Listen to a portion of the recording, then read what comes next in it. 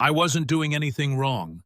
Not speeding, not swerving, not even talking on the phone. Just me, jazz music low, windows up, driving the same quiet stretch of highway I'd taken a dozen times before. It was dusk. Sky glowing orange like the whole world was about to fade to black. Peaceful. Until I saw those blue lights in my rearview mirror. And you know that feeling when your heart skips, not because you've done anything wrong, but because you've lived long enough to know sometimes that doesn't matter? So I pulled over, rolled the window down, hands on the wheel like I was taught.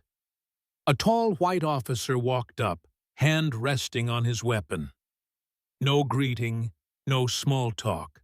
Just license and registration. Voice flat. Cold. I gave him what he asked for. He barely looked at it before asking if I was traveling alone. I said yes. Told him I was driving home from a work conference. Then he asked what was in the trunk. I told him, just clothes, work materials. Pop it! I paused. Is there a reason? You got a problem? That was my first real warning sign. I popped the trunk anyway. Watched in the mirror as a second cop walked up. Heavier guy, sunglasses on, even though the sun was nearly gone. The two of them started digging around like they already knew what they were going to say they found. Then the tall one came back. Step out of the vehicle. For what? I asked. We found a controlled substance in your luggage. Cocaine, he said, like he was announcing my sentence. I blinked. No, you didn't. Then the other one, Griggs, I saw it on his vest, came up behind me, pulled my arms back, snapped on the cuffs. I don't consent to this, I said. I'm not resisting, but this is a mistake. They didn't care. Tossed me in the back of the squad car like I was some street-level dealer. But what they didn't know was that I'd been hunting them. My name is Dana Price. I'm a federal DEA agent, and they just tried to frame the wrong woman. I'd been undercover for almost a year at that point, following a pattern of dirty cops out here in the rural South. Evidence disappearing, false charges filed, women coerced into plea deals they never stood a chance of fighting. The names Calloway and Griggs, they weren't new to me. I'd seen them in two separate internal reports that somehow went nowhere. But what I didn't have was proof, until they put those cuffs on me. They took their time at booking. Mugshot, fingerprints, strip search. Didn't say a word more than they had to. Didn't ask questions because they thought they already knew who I was. They thought I was just another woman with the wrong skin and the wrong story.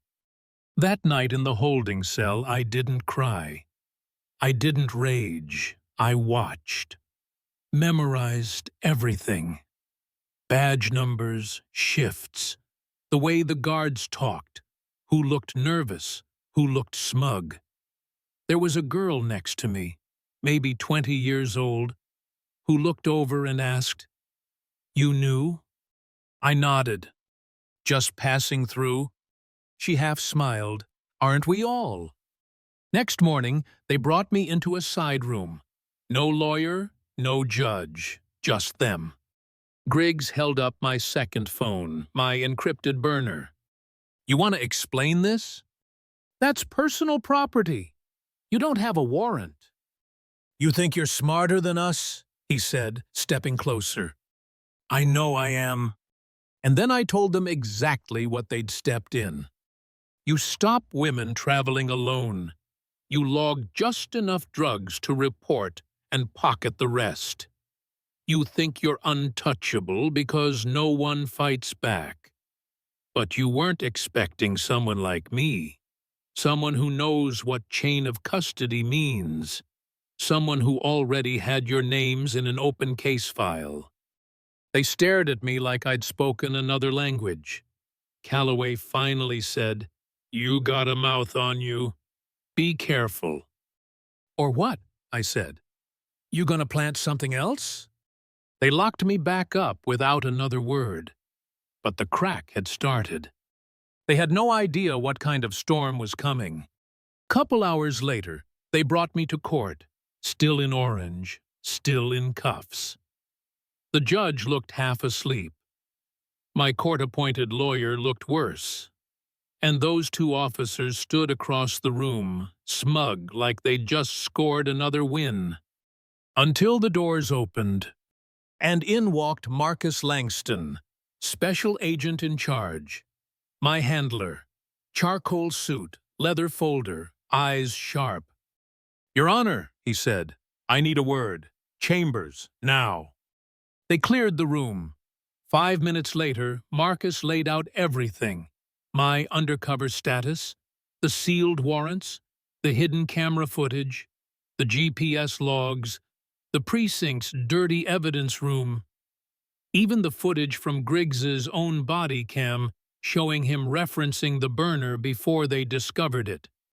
The judge's hands trembled slightly when he picked up that flash drive.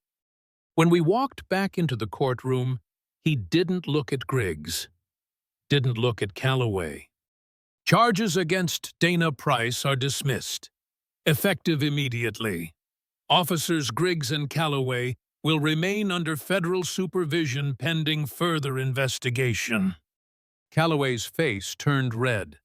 "Wait, what? She's... Enough!" the judge barked. Just like that, it flipped. Turns out, while they were playing small-town gangsters, we were documenting every step. Griggs had accessed the evidence room 7 times that month, twice on his days off. Calloway's phone was linked to a known supplier out of mobile, and their cases, dozens, were built the same way they tried to build mine, on lies, planted evidence, and intimidation. 3 weeks later, they were in federal custody, separated, indicted. But for me, that wasn't the end. I visited 3 women who'd been railroaded by them, women still carrying the weight of the system those 2 abused. One broke down crying before she could even say a word. Another asked, "Why'd you come back?" I said, "Because someone has to." That day, I stood outside the courthouse, not in cuffs, not in orange, just me, a navy suit, and peace. A group of high school students were walking by. One young girl saw me, whispered something to her friend. I caught her eye and gave her a nod.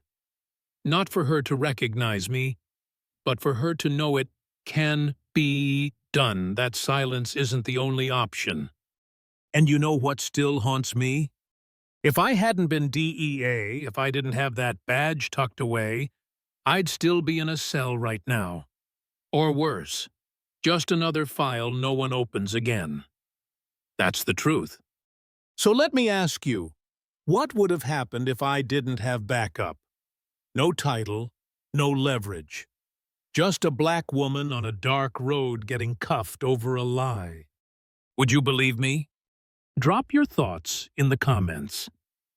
Tell me if you've ever been profiled, underestimated, or watched someone get railroaded because of where they came from or how they looked. Because justice shouldn't depend on a badge. And sometimes the strongest move you can make is simply refusing to stay quiet.